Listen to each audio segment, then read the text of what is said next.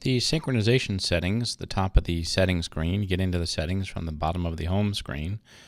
Let's go ahead and tap on synchronization and see what's available to us for our synchronization options.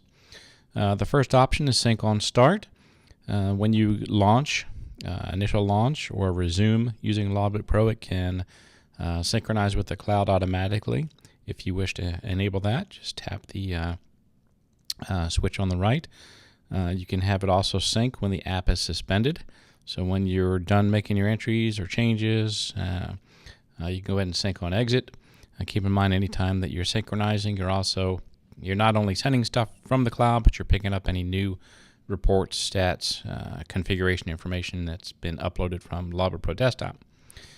The next option below the sync on start and exit is whether or not to sync pending flights.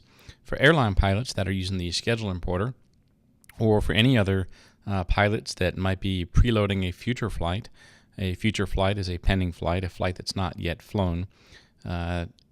By default, this data does not sync back to Logbook Pro Desktop, but if you want this information to sync back, such as you want to take a look at any stats, make sure you're not going to cross any limits, then you can go ahead and turn on the sync pending flights option. The time zone, Logbook Pro Desktop is not time zone aware. Therefore, it's recommended to sync data back to Logbook Pro Desktop and UTC.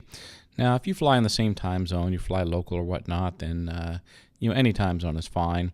But for the airline pilots or anybody, or corporate pilots that are transitioning time zones in your day-to-day flying, recommend setting UTC. But you can go ahead and tap the time zone option. You can choose one of three options: the device local.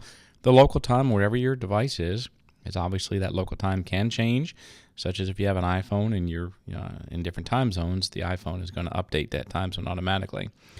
You can use UTC, or you can go ahead and tap custom, and you'll be presented with a list of regions, and then you can tap into a region and select your time zone, such as America, New York. So that is your time zone that the data is going to sync back in between the device to Logbook Pro Desktop. And then the bottom options here are some gestures in iOS. You can swipe to sync, and you can see here the description. Swipe to sync by using a 2-finger vertical swipe, or you can tap to sync, which is really a double tap in any of the gray areas here. So not the white rows, but any of the gray areas, just double tap, and that'll trigger a sync. So you can turn those on or off at your leisure. Let's say that maybe you sync Logbook Pro Desktop data and you picked it up on a laptop by accident. You wanted to go to your main PC at home.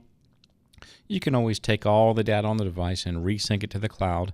And or if you're making any edits and you just want to do a mass resync, for whatever reason, should you need to resync everything, which you should not. You should never have to really touch this button, but it is available to you. You can tap that. All the data on the device will be marked dirty or unsynced. And then when you sync, it'll all go back to the cloud, and your Logbook Pro Desktop can go ahead and pick it up. So this concludes your synchronization options overview.